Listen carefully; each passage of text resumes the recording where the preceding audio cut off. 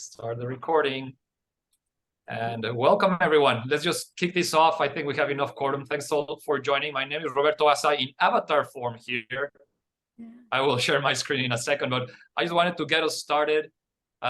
You are here. If you are here for this session of Unity and VRARA as a driving force for XR adoption, you're in the right place. This was the invite that we share in Eventbrite. Thank you everyone for registering. We're going to have a short agenda. I'm going to introduce the chapter and what we do. John, Arvin, those of you who know, it's going to be very familiar to you. But for those of you that are new, the Seattle chapter is just one of 60 chapters in the association. And then most of the time is going to be used this hour by John. John is the former head of government at Aerospace at Unity and now the new COO of VRARA. So we have a double excitement here to learn about what he did in Unity, how he sees the XR space these days, and of course, what is up for us in the VRARA with him at the helm of our operations. An introduction to the chapter. I'm the president of the Seattle chapter. I took the helm last summer when there was nothing going on in Seattle, and I was eager to get the community started here. Shortly after, early this year, Julia Beabout, I'm going to open the microphone also to Julia. She has been helping me a lot with partnerships and community in this side of the world. Julia, if you want to say hi. Yeah, sure. Hi, everybody. Thank you for joining us today. So as Roberto said, I'm EVP of Partnerships and Community. So I love to kind of help people come together. And if you have any ideas for programming, whether that's virtual or in person, please feel free to reach out. We'd love to get those queued up for you. Thank you, Julia. And we have a couple of advisors that couldn't be with us here today. Dan Collin, founder of the Kickstart Digital, and Boaz Ashkenazi, very focused on AI with Simply Augmented, also his company, integrating a lot of generative AI in enterprise. Again, welcome. This is the Seattle chapter. We really design our programs and initiatives to accelerate growth, knowledge, and connections. So a lot of what we expect to get from these sessions is networking or on networking, very informally, right? We're recording to keep us a repository for others that might not be able to join today. So we're only one of the chapters. As a whole, the VRARA Association is a global association, right? And there's a ton of content that gets produced. If you guys are not aware, there's over 100 episodes in a podcast. John restarting the Bytes podcast later this year. So even more content coming in. 65,000 members. We have 24,000 visits a month in our website. The 60 chapters that I have been constantly mentioning. We have 100 major events per year. A lot is the committee events.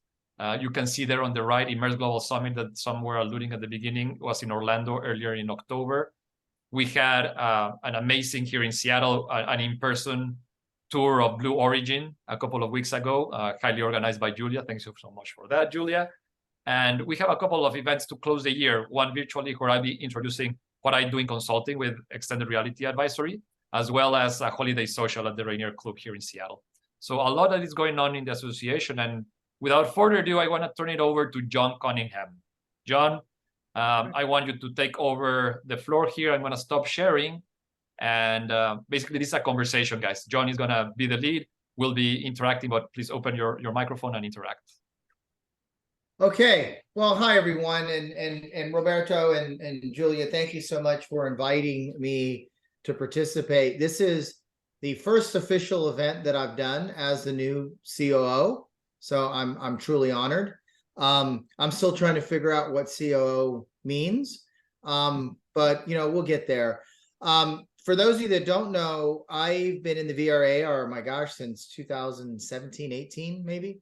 I was the chief revenue officer of a company in Orlando that specialized in building modeling and simulation. We'd built like the F-35 maintenance trainer for Lockheed. We built a bunch of aircraft and tanks, and we were, a lot of our customers were asking us to move to VR, and I'd ask people about VR, and I'd get lots of salespeople telling me that VR could solve every problem in the world.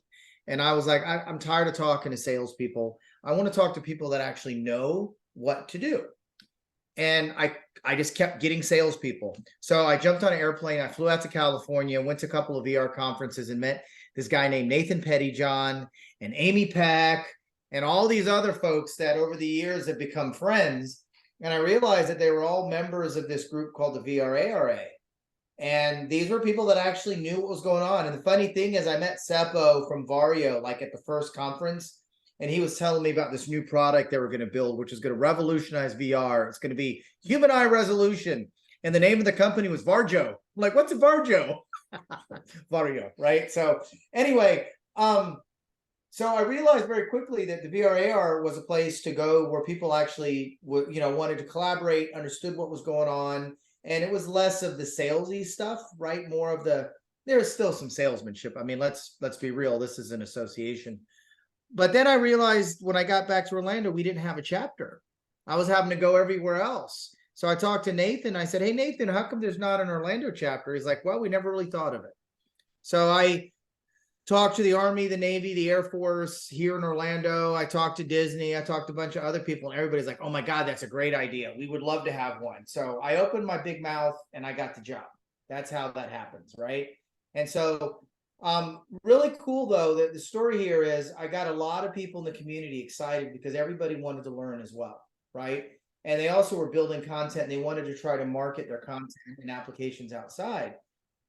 One of the guys came to me and said, hey, I'm on the mayor's committee and we're always looking for ways to promote Central Florida, Orlando as a technology area. We'd like to propose making it a VRAR day. So July 10th in Orlando, our Mayor Dyer officially declared every July 10th is VRAR Association Day in Orlando. Isn't that cool? I even got a certificate and we were in the news, but the point is it's about community. It's about people like us, from all different walks of life. Some of us are technologists. Some of us are here to learn about the technology. Some of us, like me, over years actually become, they call them experts. And that's scary when somebody refers to me as an expert because I just keep learning, and the technology keeps moving faster than I can keep up. And I see you all nodding. You're feeling the same way, right? We're all on this journey together. Some people know a little bit more than others. The one thing I've realized, the more projects you can do, the more you learn, the more scars you get on your body from the projects. And then all of a sudden, the industry just takes off. So I'm really, it's a long story, but I'm really honored to be here. So I've been in the trenches building a chapter. We've got like 50 corporate members. Now we're by far a very large chapter, but that's got nothing to do with me. That's because people in the community wanted to get together and all I was able to do is leverage other people that wanted to help and just created this community. So, Roberto and Julia, by all means, what you're doing is great. Find ways to bring the community together. Virtual events are always great, but nothing like getting people together and having a drink. By the way, show of hands, did any of you go to the Portugal event in Madeira a couple of years ago? That was amazing. That was the best conference I've ever been to. We had the entire hotel, just the VRAR Association, 3 days of eating and drinking and telling stories, and we did it in Miami a couple of years ago, and I wasn't as pleased with the Miami. Did any of you go to the Miami event? No? Okay. It was cool. It was at the Fontainebleau. It was really big. It was too big, right? Part of what makes the VRAR special is we're kind of intimate. We all know each other, right? I think when we have events and conferences, that's the power. This is not an AWE conference. This is not AES, right? This is not thousands of end users. This is about us, the people in the industry working together and collaborating. Okay, so I'll stop there. So I left Unity. Just, by the way, is anybody here from Unity or Unreal? Because if they are, I want to give you the opportunity to, jump in when I talk about. No? Okay. So anyway, I joined Unity about 3.5 years ago. I was hired by the senior vice president at the time to help them build a government business. My company had been building big simulations on Unity for years, and we were always having technical issues, and we try to call people at Unity and they couldn't help us. So like, oh, we're a gaming company. We don't know what the military does with our stuff. And I finally, I yelled at him enough to say, hey guys, you really got to start looking at outside of gaming. You got to start looking at, you know, aerospace and defense and transportation. And Tim came back to me and said, okay, we're ready to now get out of gaming and we're going to start building the industry team. Would you come and help us build the government business? That's how again, I opened my mouth, you know, complained, and I got a job. So, so that took about 6 months before I finally decided to make the change. And I joined Unity pre-IPO when it was still a relatively small company, because I didn't want to work for a big company. I spent another 6 months building the business plan, got that approved. And then for 3 years, I've been building up Unity's government and aerospace business, which is, you know, working within a company that didn't really want to do work with defense, but some of the leadership realized that, hey, you know, some of the biggest use cases for real-time 3D is in defense, it is in aerospace, and we can't just neglect that, right? And so, so that's what I've been doing, you know, for the last 3.5 years. I left 2 months ago, grew the business to where it needed to be. Unity and I had a difference of opinion about how we should be doing the business moving forward, how we should be doing licensing. I'll be very transparent. I did not agree with the way things are being done, and, you know, again, opened my big mouth and found myself out of a job. Okay, so you can see the story there. I keep opening my big mouth. It gets me in and out of jobs. But anyway, but look, it was fantastic company, fantastic technology. They just kind of have to figure out where they want to go next with the business, right? You know, businesses grow at different times and they need leaders with different types. My leadership style is go in, kick doors down, build the business. And then when, you know, by the way, if you can't tell, I'm former military. I was an Army Special Operations officer. So, you know, my style of doing things is figure out what needs to get done, get the smartest people that can do that, give them the resources, and go do the job. Okay. And, you know, sometimes in big companies, that's not the most ideal way to get things done. And those of you that have been in big companies, you nod your head, and, you know, we've all been there, right? So, point is, through that experience with Unity, we did a lot of amazing projects. We built the world's largest digital twin, which is a complete digital twin of Tyndall Air Force Base, which is this big Air Force base in Florida that got wiped out by the hurricane. We built a digital twin using Unity that they can basically, all of the base operations as a city, everything from power and flight operations and security is all integrated into this real-time 3D platform. You can put on your VR headset and see everything real time, what's happening. You can see the building construction plans. You know, that was on NBC Nightly News as an example of how military technology is being used for good. I did the Orlando digital twin for the city of Orlando, which was really impressive, and probably 50 other VR, XR related projects, you know, where we were helping companies that wanted to build with Unity, you know, help them get those projects. I've helped a number of product companies that wanted to build, you know, training platforms on Unity as a product. So that is, you know, if you look at where Unity is going as a company outside of gaming, because I really can't talk about gaming at all. I don't know anything about that side of the business. Unity is a phenomenal tool set. It's a phenomenal platform for creators to build stuff, right? So what's Unity's role in the future? Is it building solutions and selling solutions for enterprise customers? Or is it just providing the tools and letting everybody else build? I'm going to pause there for a minute because that's a very important question, right? And part of what caused me to make my decision to do what I'm doing now is I don't believe you can compete against your customers and be successful. You guys agree with that? You know, if you're a tool company, be a damn good tool company. Be the best tool company out there. Sell shovels to all the gold diggers, right? But don't try to go and mine gold yourself, because now you're competing with the people you're selling shovels to. And I think that's where the new leadership of Unity is going to have to figure out, you know, moving forward, What are they? Unity bought a company out of Canada called Finger Foods. Any of you guys know Finger Foods? Yeah. Yeah. Ryan In Peterson. Canada. Yeah, Ryan Peterson ran that business. They were I'd call them a boutique technology services company. They built one-off cool things, like they did the Lululemon Magic Mirror. They did stuff for Lego. The first Lego apps were built by them.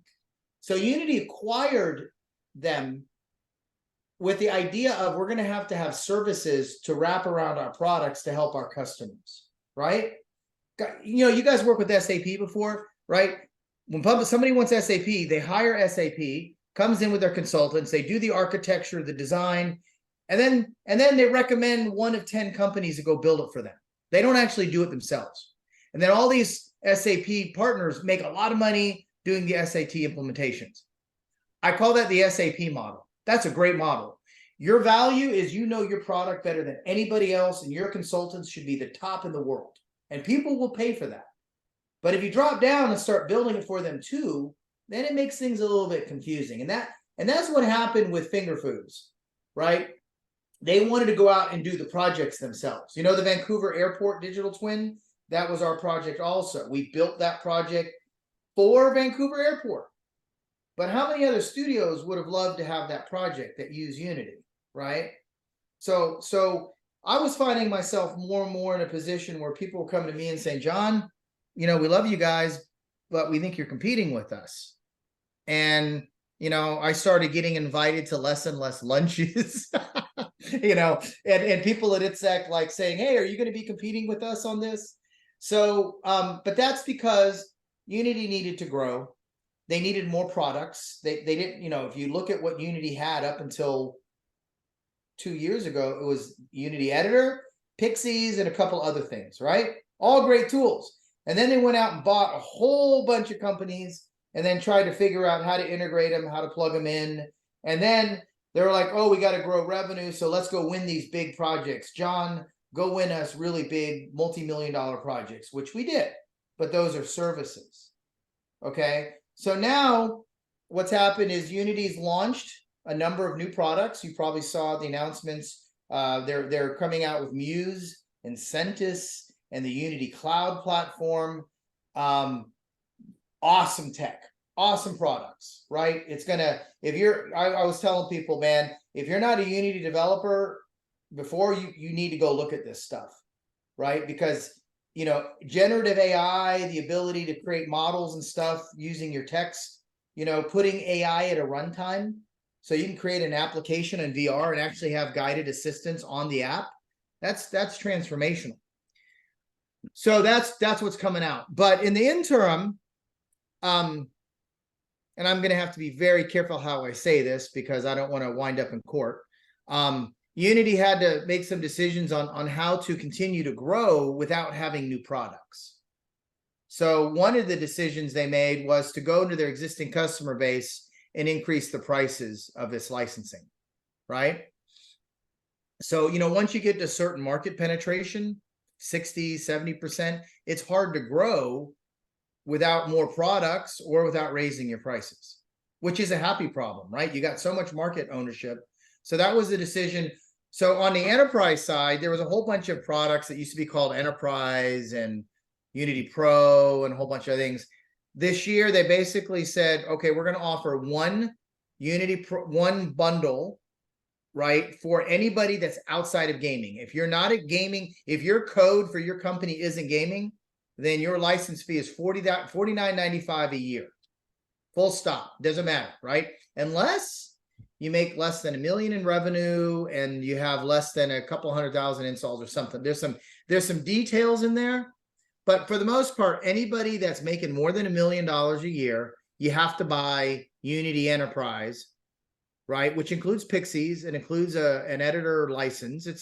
I think it's actually a fair deal, right? Because I used to run engineering teams. I know how much developers cost a year, and $5,000 for a license of Unity that includes all these tools versus my engineers having to hand code stuff. It's a deal. Now, a lot of small companies don't agree with that because now they're spending more than they did. I get all that, right? Every company's got its own story. But if you look at what Unity can actually do for a developer, for one developer, $5,000 is pretty good value. Okay. Now the royalties and all that stuff in the gaming side, I can't talk about that. That's a different business model. But on the enterprise side, it's $49.95. I think it's $49.95, something like that. You own what you build. It's yours. You own the IP on the executable. Okay. A lot of people were confused about that. They're like, wait a minute, Unity is going to charge us royalties. No, they're not. I can tell you they're absolutely not going to charge royalties right now on the enterprise side. Okay. So if you got a team of 20 developers times 5,000, that's $100,000 a year. You're going to have to pay for tools for your development team. Okay. So what are the alternatives? Well, you can use Unreal. They've got a different pricing model. Now, Unreal, what's interesting, after Unity announced that they were going to charge royalties on the gaming side and the whole industry rebelled and the CEO got fired, right? By the way, you know, the timing of that was all interesting. I left a week before all that. But I had no way was involved in any of that. I just was, the timing was coincidental. But you can tell that there's a lot of changes going on in the company that people are trying to figure out, hey, what's going to happen next year? You know, the business is going to change, the business model will change, and that's what's going on there. That's just all normal. I would call it normal business growth, right? Company went from 2,000 people when I joined to 2 years later, we were 6,000 to 3 years later, we're 8,000, pushing 9,000. We acquired a whole bunch of other companies. Some were making money, some weren't. They have to kludge it all together and then figure out what to do. Okay. So that's kind of where the Unity pricing is. $5,000 a license is what you can budget. All the rumors about royalties and all that, that's all rumors, right? If you ever go to the Unity website, look it up, see what their terms are. Now read the terms of service carefully. Okay, whenever you buy software licensing, you should read the terms of service, because in there will tell you what your restrictions are. So I had customers coming to me going, wait a minute, John, we're a government agency. We're not an enterprise customer. And I said, well, if you look in the terms of service, it says there, all companies other than gaming, which may include XXXX. So you fall under that. So yes, you're a government agency, but you're still obligated under the Unity terms of service. Yes, the terms of service could have been written better. I get it. But I had my counsel review this many times and let the US government know that no, even though you're a research institute, you're required to buy the Unity industry bundle. Okay. Now, some companies are going to try to get around that and say, I'm a gaming company, but I'm going to go out and sell enterprise VR applications. Do that at your own risk. You know, if you're two developers, I don't imagine Unity is going to spend a lot of time worrying about you. But if you truly want to run an ethical business and you respect intellectual property and people, how people make money, then, you know, you'll have to make that decision yourself. Okay. Bigger companies that have a lot of, like, I can tell you there's a lot of companies out there that buy 10 licenses and then have 30 other people working on their own personal versions on the corporate IT network. It's kind of easy to find that. They can just do a quick scan of a domain and say, here's the number of licenses that these people are using. Can you please pay for what you're using? Okay. And by the way, stuff that I'm sharing here, guys, some of it I agree with, some of it I don't agree with. I'm just kind of telling you, you know, having fresh out of the factory, what's kind of going on and how our industry, how our association, right, should understand this, because it is confusing. I spent so much time with customers trying to explain to them, walking through the terms of service and saying, hey, look, just pay the $5,000. Don't try to figure, because I know what the intent was. The intent was, unless you're a pure gaming studio, you have to pay these license fees if you're above $1 million. Okay? Is that easy? I'd love to hear comments, feedback. What do you guys think? Questions? I'd love to jump in. So we develop on Unity. We have the Unity Pro, and I mean, yeah, you're right. It's great value. I mean, I think what a lot of people, and this won't be probably the most popular opinion, I don't think a lot of people take into account what they're really doing when they're selecting a game engine or selecting just the foundation to build a business off of.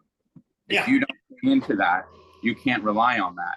And when that falls away, your foundation falls away. This is why when, you know, all this stuff was going on about complaining about the licensing and everybody's like, oh, I'm switching this, I'm switching that. I'm like, you're switching your like foundation that easily? That's just like, there's no way it's that simple of a decision. So I think like a lot of people kind of forget that like, okay, you're building your product off of another product. You know, you got to pay into that. If you don't pay into that, you can't expect that to like be there or be the way that it is always. That company has to make money, and you got to. It's an ecosystem.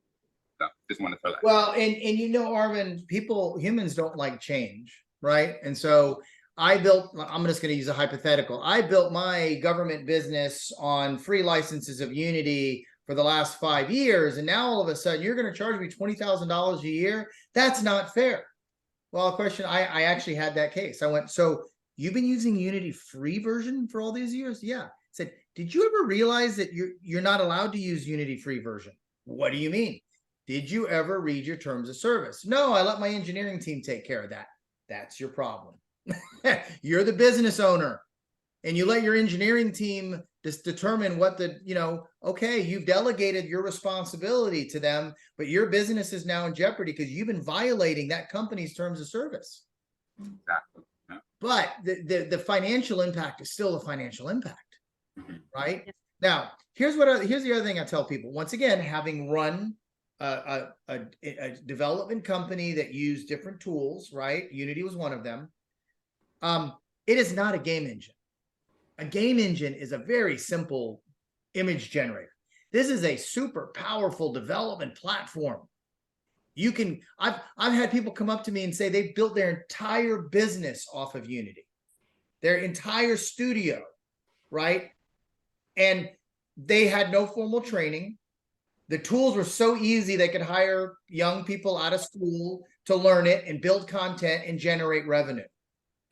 What other business would you not have to buy equipment and to go sell a product? So I think there was an expectation set maybe in the early days that these tools are all free. Go ahead and build your business on. Now, no one's saying that you shouldn't be able to use free versions to do trials and demos. Absolutely. That's what companies do. Microsoft gives you trial versions, to go use it, and then they want you to pay after a while. So, I can see both sides of the equation. As a business owner, all of a sudden you get this bill that you weren't planning for.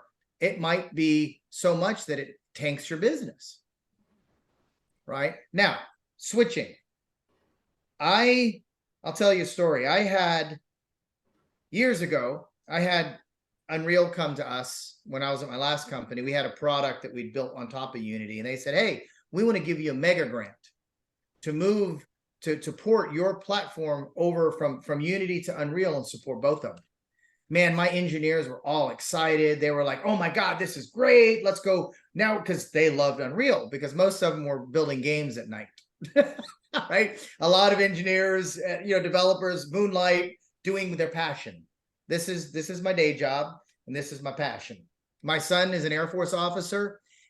He gets paid to be an officer. At night, he's a musician and he gigs. That's his passion. And I always told him, I'm glad that you love music. Just make sure you have a day job to fall back on. Okay. So it's the same thing, right? So my engineers were all excited. I said, let's do this. Let's go and actually do an assessment of what it's going to cost us to build on Unreal, to support the code for our customers after we build it. And then let's make a business decision. Anybody want to guess what the results were? Take a guess. Not good. Well, in what way you think not good? Go from profitable to not making money. Mm-hmm. Okay, and let's unpack that a little bit, because this is the because I didn't, my engineers were telling me it's great, we should do this. I'm not a developer. I didn't know, but I said, show me the data. So my engineering manager broke it all out to, okay, if you have to build your art assets, your content, this is what Unreal is, this is what Unity is. You got to do your character rigging. Now you got to do your simulations. Now, if we're going to go to XR, oh boy, we're going to go to XR. Oh my gosh, that's a whole nother layer of stuff that we have to do. So this is our engineering estimates by hours. Now let's plug in the salaries. How much does a C++ developer cost? And does a C# developer cost? Anybody want to guess what percentage the difference is? 40%. Right on. Right. I'm going to use round numbers. If a Unity developer in Orlando is $100 an hour, a C++ developer is 140 if you can find them. Yeah. Right. And I had all this math, and then I went to a couple of studios that build games in Orlando.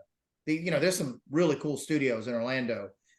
Tiberian, EA, bunch of others. And I went to their leaders and said, hey, my engineering team is telling me this. Can you help me validate that?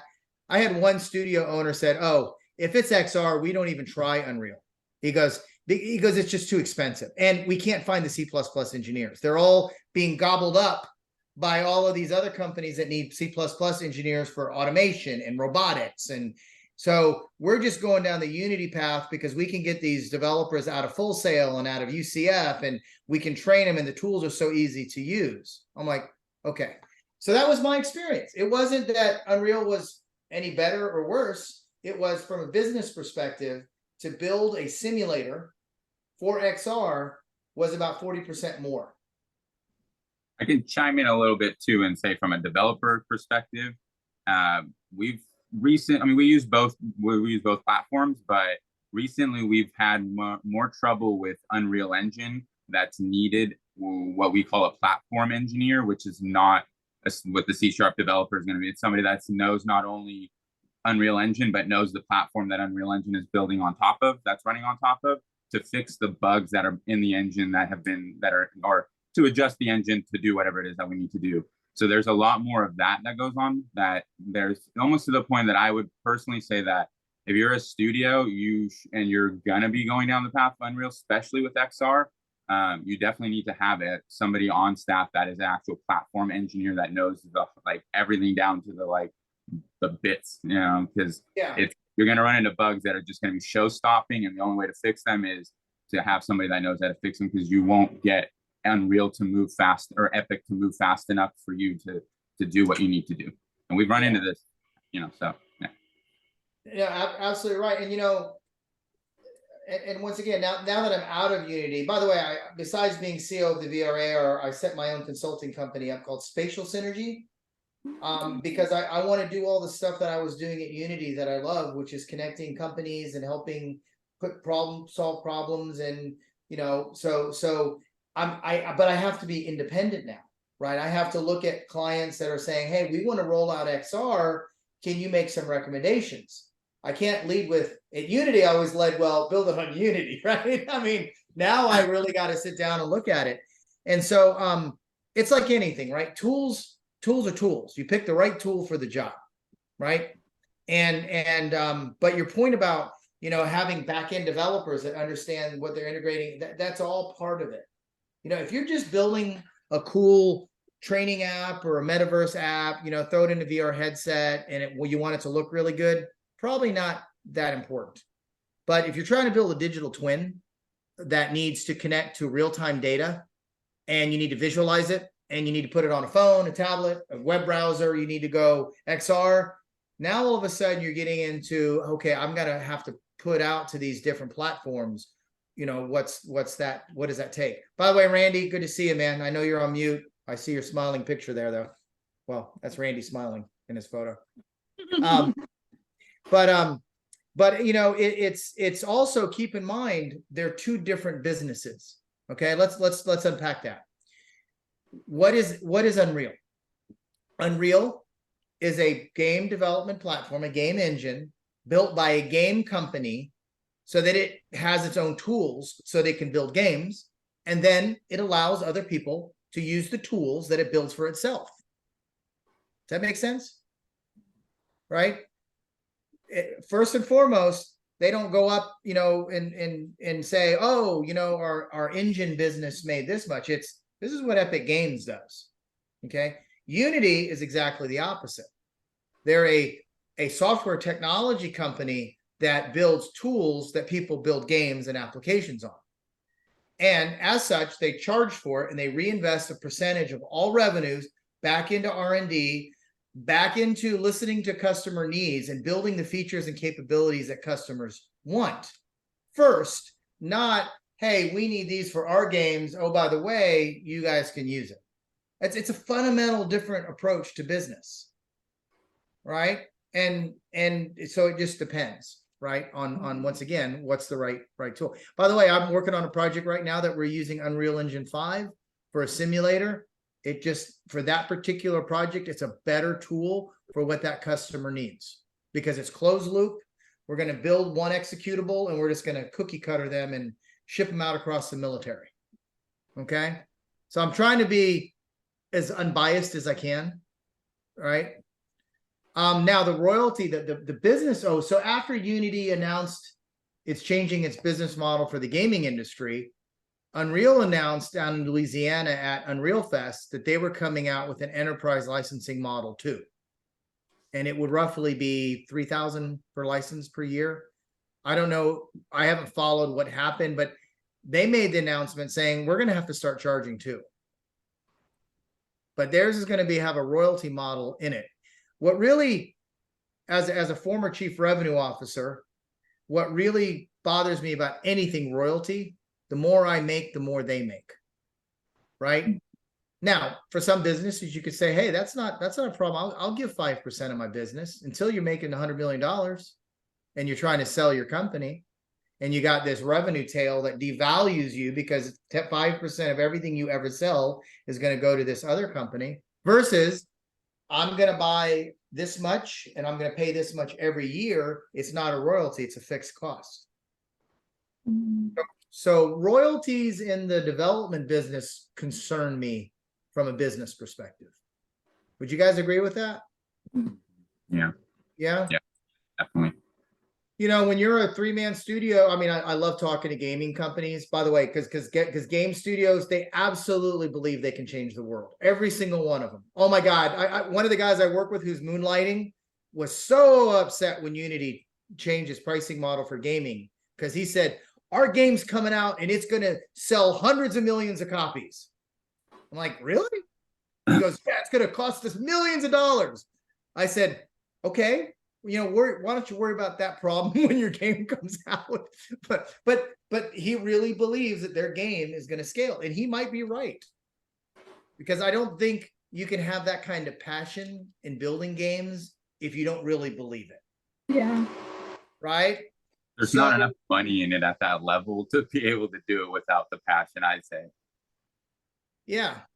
And you know, like I said, there's options now. So if you're a game and you're making less than X million of dollars every year, you don't have to pay. And maybe that's a good enough to get you started, right? But look, I you know, the topic of this meeting today was trying to dispel the licensing issues. I've done my best based on what I know, and things are going to continue to change and evolve.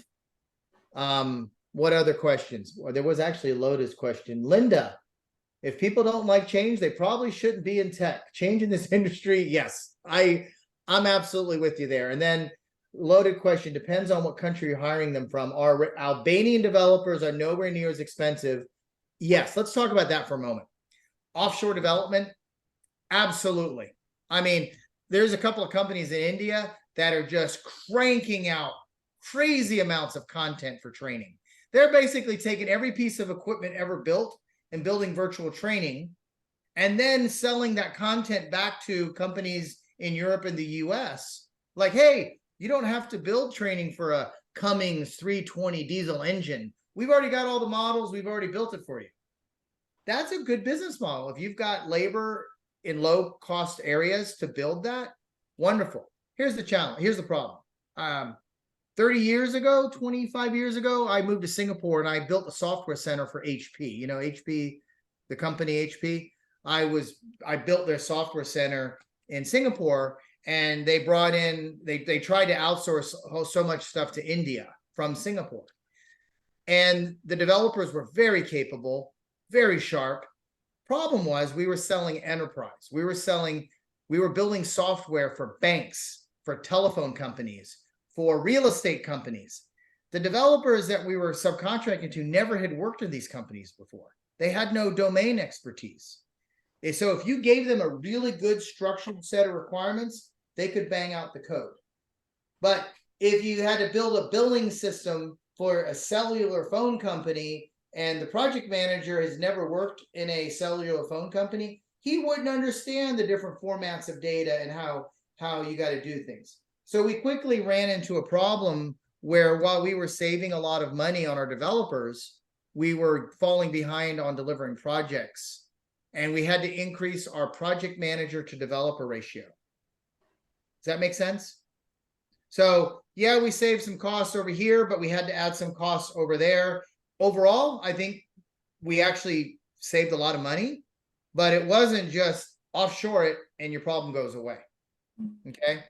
Yeah, without that subject matter expertise, you can stand up a pilot or a prototype, but not a functioning product. Yeah. Now, once again, if you put the effort in up front and do all the requirements definitions really tightly, then you can. But how many companies do that you know of? Right? You do? Okay. How many big companies can do that, right? But you know what I mean, right? This is look, and that was 25 years ago. Things have gotten a lot better. Everybody's on Jira now. Before then, you'd have to get on the phone with the team in India and say, hey guys, you know what? This doesn't make any sense, right? Ship us over your code tomorrow. So, but the point is that there is this growing ecosystem of developers in Albania, Poland, Czech, Croatia, India, of course. Now in Latin America, man, Colombia, Argentina, Venezuela, Brazil. I'm just seeing massive, these schools are cranking out these developers that don't want to leave. They don't want to have to go to another country and work. So they're setting up their studios. How cool is that? Right? Now, the reason most of them are using Unity, that's how I know them all, because I used to go and see who all of our, why do we have 100 licenses in Pereira, Colombia? What's going on there? Let's go talk to those guys. Oh, they got a studio. They're doing some really cool work. So I would encourage all of you to try, as you're building stuff out, to definitely try to leverage, offshore, nearshore developers. Now, what could change things is, generative AI. That could, if you're really just outsourcing model development or, basic stuff, some of the generative AI stuff coming out could actually do it automatically. So I would really be spending time looking at all these new products that are coming out, like Muse and Centis from Unity and whatever Unreal's coming out with, because I've seen some stuff that they're doing in the pre-release applications. It's crazy. I mean, you're talking about being able to create world scale worlds with millions of characters and non-player, what do you call them, NPTs, all with their own behaviors and doing their own thing and cranking out models. So yeah, NPCs, so non-player characters. NPC, that's the word, Rob. Thank you. And I'm seeing huge applications for generative AI to make those types of interactions with NPCs and so on much more interactive. And it gets back to, I think that this is something that hasn't been figured out yet when you talk about licensing models and going to sort of this royalty approach and that sort of thing. I think we've got a problem to solve there too with generative AI, because these large language models, they're living in the cloud for the most part. They're very computationally expensive. So if you want to integrate that into your game or into your enterprise application, that adds another layer of complexity, in that now we're selling a solution to a customer who wants generative AI, but now they're not just buying a product that we can deliver off the shelf. They now need to have access to, enterprise license of ChatGPT or whatever it is, right? Yeah. So that's going to be another kind of hurdle to overcome. some things get simpler, some things get more complex, right? It's not a zero sum game, right? Or is it? No, it's not zero sum. And that's why this Centis product, I think it's Centis, where Unity's putting the AI on the runtime, so that you can you can take your large language models, bring it down, build it into the application, and that's it. I saw an app that they built where you were like, it was an Uber driver simulator, and you were in the back seat trying to communicate with the Uber driver. They wanted to use it to like train drivers. I'm using Uber. It probably wasn't Uber. It was like a simulator. Like, okay, how would you train a rideshare service driver to communicate with the passenger? And you could sit in it, put the VR headset on, and you're in the car and you're driving around a real city. You're like, hey, how's it going? Oh, I'm doing fine. How's the family? I mean, I'm sitting there carrying on a conversation with this driver, and it was all embedded in the runtime. Yeah. And that's going to be key, is how do we make these large language models where people get used to ChatGPT, but they're like these 1.7 trillion parameter, models. And then we have to have those much more efficient, specialized chatbots and LLMs that can run locally while also feeding the VR application, the graphics. And that's already a huge computational challenge to get high fidelity. And then you have to add the LLM on top of that. That's we're pushing these graphics cards are going to smoke.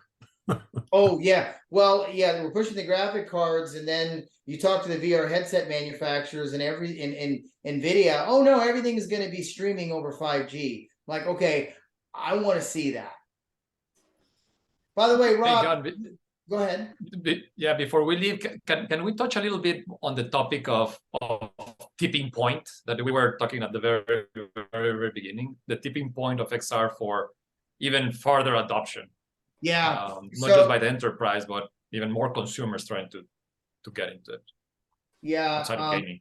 Yeah, let's talk about that. So guys, what I've been doing, I had this question a few months ago, like, have we with the Apple Vision Pro announcement, with the Quest, the Meta Quest, I was starting to ask myself, have we finally reached the tipping point? Are we finally at that point where this technology becomes ubiquitous?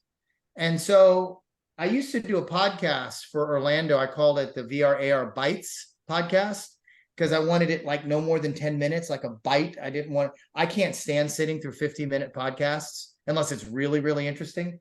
So like I started doing it with just my own chapter. So then when I, took this role on as COO, I said, hey, let's make it bigger. Let's ask let's pose this question to industry experts. So I've interviewed Pearly Chen from HTC, Dan Neves from Meta, the list goes on. I'll post the playlist here in the chat. But it's just fascinating listening to people's perspectives on, have we reached the tipping point? Like, you guys know Amy Peck, right? Amy had a really interesting answer. She said, yes and no. And I said, Amy, you sound like a consultant now. Answer the question. And she said, yes, for some industry, some verticals, like yes, for healthcare, yes, for government and defense and aerospace. But we're not ready yet in other places like consumer, right? There still needs to be better improvements on headsets, and in some industries, you got to get through the certification and the compliance. So, I grilled her a little bit, but it was actually a fair response. We have reached the tipping point in some areas. And in the next year, you're just going to start seeing this wave of XR adoption. In others, I'm thinking about launching a VRARA Bits podcast for people who only have 1/8 as much time as your audience. Hey, just 1 minute, Rob. Based on the viewership, I don't think a lot of people have that. Yeah. You had a question for me, I think, John, or did that sort of? Yeah, well, no, Rob, just kind of tell me a little bit about what your company, Cali and Immersive, what industry segments do you guys focus on? Yeah, we've been at this for a while, so we've done a lot of work with the military, since that's sort of some of our origins come from doing military simulations, exercise simulations. And then when they wanted to get into the immersive side of things with VR and AR, we stood up a team and built that out. And then we got acquired by Calian. So our history is probably about 13 years in XR. But we do everything from edutainment for, museums and exhibits and marketing purposes, and then a lot of immersive training for enterprise. So whether that's oil and gas or utilities, teaching, apprentices and new employees how to Okay. execute these dangerous tasks without electrocuting themselves. So we build all these high fidelity job skills training applications. Yeah, I think job skills is absolutely like vocational skills, carpentry, plumbing, all of that stuff. That's just a lot of trade stuff. Yeah. massive opportunity area. I mean, you know how boring it is to learn a skill when you have someone standing in front of a class? I mean, immersive just makes it so much more efficient. Yeah. And the data is there to support it, right? In terms of the learning, retention, and engagement, and improvements in safety and awareness and that sort of thing. So it's a great space to be in, I think. So here's a question. We've seen all the reports where immersive learning has reduced learning time by 50 to 75%. Knowledge retention increases 30%. Costs go down. How come every company isn't like, hey, we need this tomorrow? Mr. CFO, carve out a budget and go do it. What's keeping that from happening? I think a huge part of it is just going to be awareness and skepticism. Like you've got a lot of people who, we've always done it this way. And I think learning and development, sort of training, tends to be an afterthought for a lot of organizations, or at least the top decision makers. And so overcoming, I think, that inertia is a bit of a challenge. So it really is about providing education and concrete examples. I think what's also going to be a big difference is that right now so much has to be custom built. And I see the industry kind of getting carved up to what are the use cases out there. And certainly a lot of companies have tackled, medicine or healthcare to identify use cases and to build something that can then be delivered more off the shelf as opposed to custom development, which, every company has nightmare stories about IT projects that failed, right, and cost them a bunch of money. And when you're talking about a technology that's new to a lot of companies, I think that there's probably some hesitation. So they just need to hear more stories and success stories and see it and experience it before they say, okay, I get it. And, I think this is real and willing to sort of take a bit of a chance on. I'm conflicted, right? Because I worked with a very large German energy company. There's only one big large German energy manufacturing company. We spent a year, not at Unity, this was before, building out turbine training, computer-based, not even VR. This is all computer-based 3D, could go to VR. And we did the business case analysis and everything. Oh my God, the internal rate of returns were off the charts, right? If the CFO didn't move forward this, he should have been fired. Well, they introduced it to the field service techs and they vomited all over it. They wanted nothing to do with it. Why? Because it represented a threat to them. As much as we talk about, people want to be more skilled and this is training. No, I watched it firsthand. I watched these 20-year experienced turbine technicians sit in there and go, I'm not doing this. And they resisted enough to where the training organization gave up on the project. They spent millions of dollars in building the content. So the post-mortem on that was, changing culture in companies is harder than bringing technology in, right? And so the military can do it because they're going top down. And if you don't follow orders, they just throw you in jail. You can't. And the other thing is the military is targeting training all these new people coming in, these 18, 19, 20, 21, these digital natives. They want this stuff. They want content. They want VR. You go into an energy company where the average tenure of the technicians is 20 years. They're not that thrilled about the new technology. So I've kind of concluded when I go and talk to companies and they're like, oh my gosh, we got this great XR training initiative. We want to do this. I kind of have some questions I ask to see, are you really ready? We're going to spend a lot of time and you're going to spend a lot of money. And then you're going to try to deploy this to your field or to your workforce. And they're just going to find every reason not to use it. So that's a whole discussion in itself, how you can overcome some of those. But I think you're right.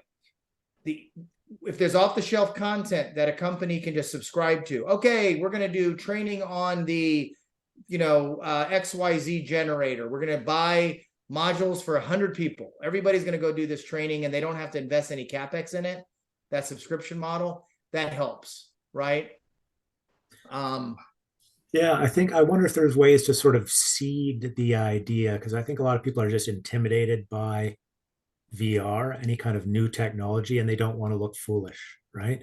So they reject it because a lot of people, you show them an Xbox controller, and it's like, I can't figure this thing out. There's a trigger and a grip button and 2 joysticks, and like they just don't have the coordination, and it just confuses them, just like a lot of people are with even mobile devices beyond a certain sort of age or generation, which is changing and changes over time.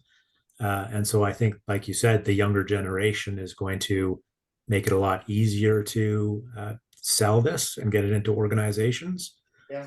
But I do wonder if there are more accessible sort of ways to expose people, to prepare them for, like, let's give you a sculpting or a painting or some simple application where they can get and say, oh, this is actually pretty neat. And, it's not intimidating. And now, okay, I'm more open to sort of doing this as part of my job. Yeah, well, like I said, you look at like these different, and Randy just posted in there, he got a blog post on XR adoption. Randy, I'll read that afterwards. I'm interested to see what that says. But, so first thing is there business benefit, right? There's enough data out there that you don't have to spend time. You can go get reports, show companies, here's the learning outcomes. Then it's the technology. Okay, some organizations are going to be more open to adopting new technology than others. And by the way, we keep saying XR being goggles. XR is also phones. It's also 3D tablets. It's also, interactive touchscreens, right? It doesn't have to be just goggles, right? But then there's the culture. Does this organization really want to change, right? And is the leadership really willing to enforce that everyone will do this, or put incentives out there to get them to do it? There isn't a magic formula. I mean, that's what companies like Accenture and KPMG are trying to do. They're trying to be the experts to help companies, adopt this stuff. But I don't think there's a magic formula. I think every organization is unique, and it takes our association, right, to help each other along this journey, share stories, create these connections, reach out to each other. Because in 10 years, this association will not be about educating about XR. It's going to be about, what's the latest evolution in Web 4? You know what I mean? I think in 10 years, this is all. It's kind of like when these cell phones first came out in business, right? It was the same discussion. What kind of apps are we going to build? What are our workers? Now it's just given. If you don't have an app, you're not in the game.